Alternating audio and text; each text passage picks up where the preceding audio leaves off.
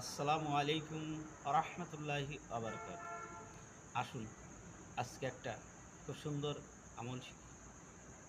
আমরা যখন সালাত আদায় করি, দুই সিজদার মাঝখানে একটি দোয়া পড়া লাগবে।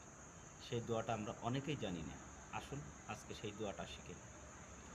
আল্লাহুম মাগফিরলি ওয়ারহামনি ওয়াহদিনি ওয়া আফিনি ওয়ারজুকনি ওয়াজুরনি। আমি আবার বলছি, আপনারা শিখে নিন। দুই সিজদার মাঝখানে এই দোয়াটা পড়বেন। সকলের জানা উচিত, যেহেতু আমরা মুসলমান, আল্লাহর গুলাম, রাসূলের উম্মত।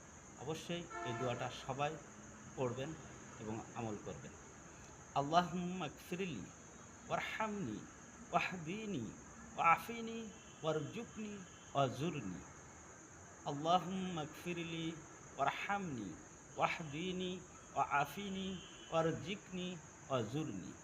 আবার বলছি, আল্লাহুম্মা গফিরলি ওয়ারহামনি ওয়াহদিনি ওয়াআফিনি ওয়ারজিকনি ওয়াজুরনি।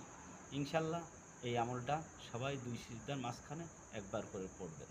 আমরা তো যেভাবে সিজদা করি, একদম কাকের ঠোকর উঠি আর সিজদা দিই, উঠি মাথা ঠুকানোর মতো। এই সিজদা আসলে আল্লাহর দরবারে কবুল হয় না। দুই সিজদার মাঝখানে এই দোয়াটা অবশ্যই সবাই শিখে নেবেন।